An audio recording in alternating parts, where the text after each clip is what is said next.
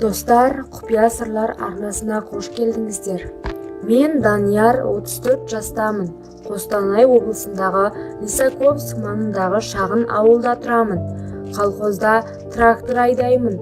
Әйелім Айгүлмен 9 жылдан бері отасып келеміз. 2 ұлымыз бар. Үйіміз ескі болса да берекелі. Өмірім қарапайым еді. Жұмыс, отбасы, ауыл тіршілігі.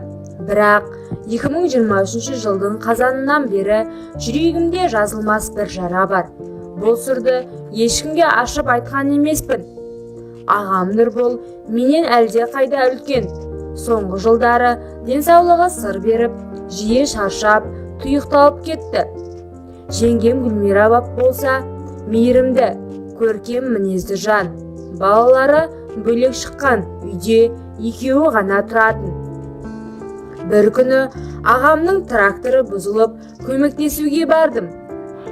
Кешке қарай ол ерте жатып қалды.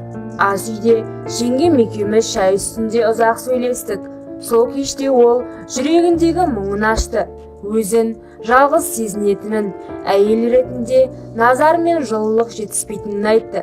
Дауысы дірілдеп, көзіне жас келді. Мен үндемей тыңдап отырдым. Сол сәтте арадағы шекара әлсіреп кетті. Бір-бірімізге демеу боламыз деп жүріп, өзімізде байқамай қателікке жол бердік. Одан кейін жасырын кездесулер басталды.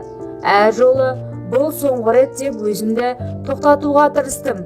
Бірақ әлсіздік жеңді. Ағама деген құрмет, отбасым алдындағы жауапкершілік пен ішкі сезім арпалысып жатты. 2024 жылдың жазында ағам бізді байқап қалды. Сол бір сәт бәрін өзгертті. Ол қатты күйзеліске түсті. Ауруханаға жатып қалды. Үйге шыққан соң бізбен сөйлеспей қойды. Әйелім де бәрін білді. Телефонындағы хаттарды оқып қойған екен. Үйде үлкен жанжал болды. Балалардың көзінше айқайласқан күндеріміз болды. Ақыры балалар үшін бірге қалдық. Бірақ арамыздағы сенім сөніп кетті. Қазір 2026 жылдың қаңтары. Ауылға сирек барамын. Ағам аман, бірақ суық. Жеңгеммен тек амандасып қана өтеміз. Ешқандай байланыста емеспіз. Түнде кейде өткенді ойлап ұйықтай алмаймын.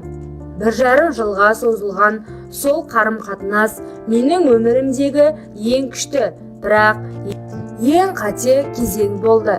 Мен отбасымды да, ағамды да жараладым. Адам кейде бір сәттік сезімнің жетегінде кетіп, кейін оның салмағын өмір бойы арқалап өтеді екен. Мен үшін бұл өмірімнің ең ауыр сабағы еді. Арнамыздың жазылушылары, ешқашанда бұндай қателік жасамаңыздар.